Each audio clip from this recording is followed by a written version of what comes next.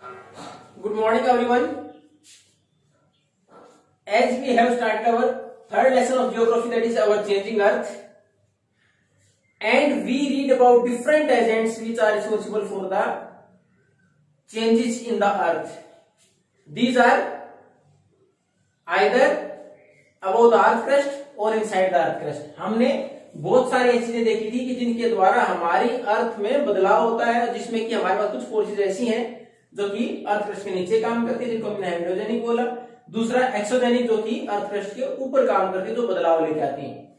उसके बाद हमने उसमें पढ़ा अर्थक्वेक, उसके बाद हमने volcano, then after the action और वर्क ऑफ रिवर्स, कि हमारे रिवर वाटर से क्या कुछ बदलाव होते हैं, जैसे ओक्सबो लेक थी, मेंडर्स थे।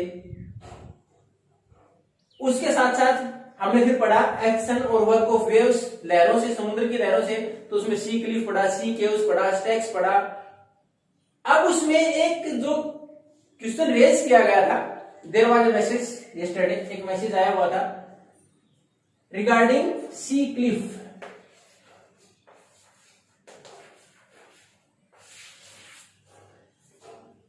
अभी इसमें दे रखा था कोस्टल एरियाज, यानी तट लगता हो, यानी आसपास हमारे पास माउंटेन रेंज हो किसी भी ओशियन या सी के पास, यानी हमारे पास बड़े समुद्र, उसके आसपास अगर हमारे पास काफी दूर तक माउंटेन रेंज लगती हो, इस प्रकार लंबी दूरी तक पर्वत श्रृंखलाएं हैं ये। अब जब हमारे पास लगातार इधर से पानी टकराए और इस हिस्से को तोड़ता चला जाए और ये हिस्सा धीरे धीरे बिल्कुल दीवार की तरह ही रहे, ये हिस्सा बिल्कुल दीवार की तरह स्ट्रेट ही रहे, तो इसको बोलते सी क्लिफ। ज्यादातर कोस्ट लाइन के पास जो माउंटेन रेंजेस हैं वो बिल्कुल स्ट्रेट एक वॉल स्ट्रक्चर में रहे और काफी दूरी तक, डिस्टेंस तक रहे, तो वो है हमारे पास सी क्लिफ। हालांकि इसमें वॉल स्ट्रक्चर आपने देखा था, अगर छोटा सा हिस्सा समुद्र के बीच में रह जाए, अगर इसी प्रकार का कोई हिस्सा, मान लो माउंटेन था पहले, तो अगर हमारे पास ये पर्वत, ये हमारे पास माउंटेन था, इसमें हमने पढ़ा था अगर डायरेक्ट पहले समुद्र की लहरें यहां टकराई, यहां से जगह साफ हो गई, तो हमारे पास एक केव बनी, ये थी सी केव्स। क्या बनी है? सी केव्स। अब जैसे ही हमारे पास ये बिल्कुल ट्रांसपेरेंट आगे तक निकल गई, it is completely taken out और broken down by the waves, पूरी तरह से अगर ये वेव्स के द्वारा टूट जाए और दोनों साइड पानी आसानी से पास हो जाए, तो उसके बाद ऊपर का हिस्सा रह गया हमारे पास, तो इसको हम क्या बोलते हैं? सी आर्चिस, क्योंकि मैथ में जो पढ़ते हो। अब उसके बाद हमने पढ़ा था अगर बाई चांस फिर लगातार जब वेव्स टकराए तो ये हिस्सा भी टूट जाए, ये हिस्सा भी टूट जाए, ऐसे रह जाए, तो रह जाता है स्टैक। स्टैक भी बिल्कुल स्ट्रेट वॉल लाइक स्ट्रक्चर है, लेकिन ये छोटा हिस्सा है, लेकिन उसी प्रकार एक माउंटेन रेंज लगातार कोस्ट के साथ लगती हो और वो लगातार ऐसी वॉल लाइक स्ट्रक्चर है उसका वेव से टूटने के बाद, तो वो क्या है हमारे पास? सी क्लिफ।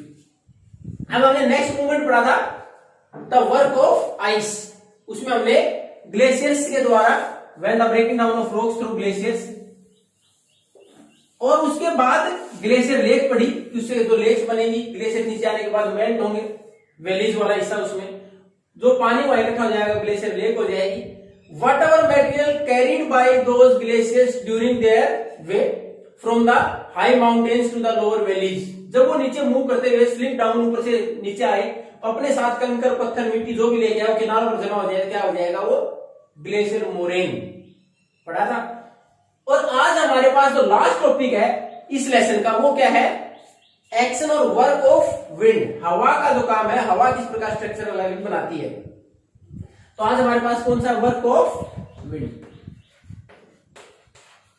अब हम राजस्थान से बिलोंग करते हैं, तो थोड़ा और आसान हो जाता है। अगर आप जैसलमेर, बाड़मेर उस बेल्ट में जाएं, तो हमारे पास वहां लूज सैंड इज एयर, तो हमारे पास जो बालू मिट्टी है वो दूर दूर तक फैली हुई है और लूज पार्टिकल्स की वेजिटेशन नहीं है, वेजिटेशन नहीं, लूज पार्टिकल्स है।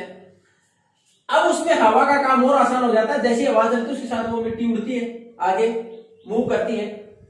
लेकिन कई बार हमारे पास जो वहां मिट्टी है उसमें अंडर ए सर्टेन प्रेशर, तो कई बार लगातार एक के बाद एक लेयर जमने की वजह से थोड़ी सी हार्ड हो जाती है जो मिट्टी की लेयर है।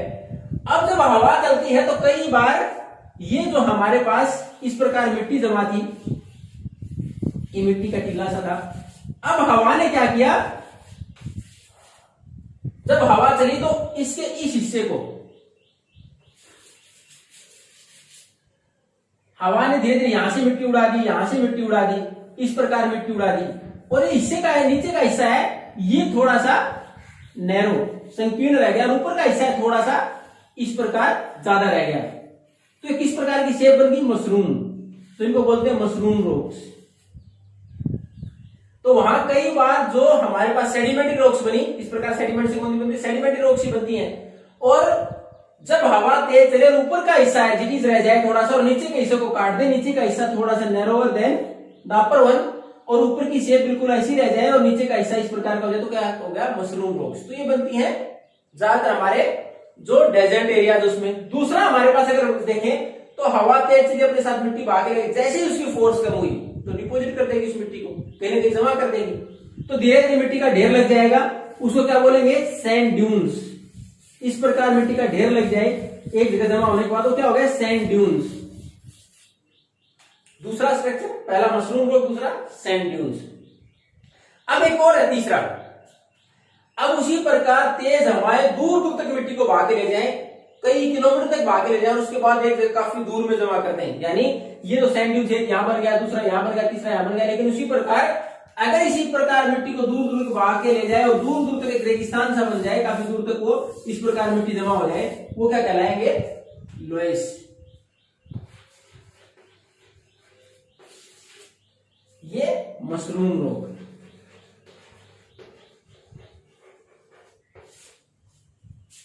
Sand dune. तो हमारे पास विंड की अगर बात करें, वर्क ऑफ विंड, तो उसमें क्या क्या आ गया, पहले मशरूम रॉक। अगर हमारे पास सेडिमेंट रॉक्स थी, यानी हमारे पास तो वहां बालू मिट्टी थी, वो धीरे धीरे कंप्रेस होने के बाद एक रॉक का फॉर्म ले लिया था, उसका नीचे का हिस्सा इरोड हो गया, टूट गया हवा से, और नीचे का हिस्सा थोड़ा सा narrower than the upper part, ऊपर के हिस्से से थोड़ा सा संकीर्ण और महीन रह जाए, ऊपर का हिस्सा थोड़ा राउंड शेप में इस प्रकार बड़ा रह जाए, तो क्या, मशरूम रॉक। अगर मिट्टी को उड़ा के यहां से उड़ाया और 500-150 मीटर के बाद उस मिट्टी को कहीं जैसी फोर्स में हवा की जमा कर दिया और एक ढेर सा लग गया मिट्टी का, तो सैंड ड्यून्स।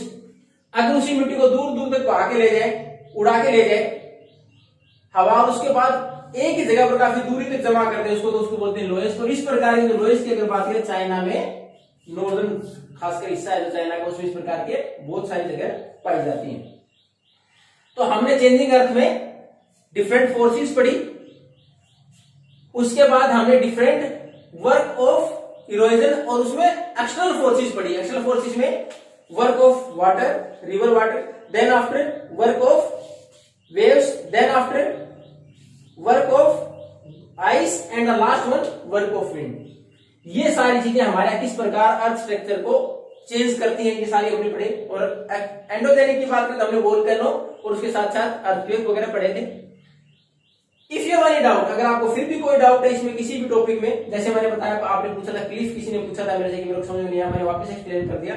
इसी प्रकार अगर कोई डाउट है, then you can raise your queries, I will provide you the answers.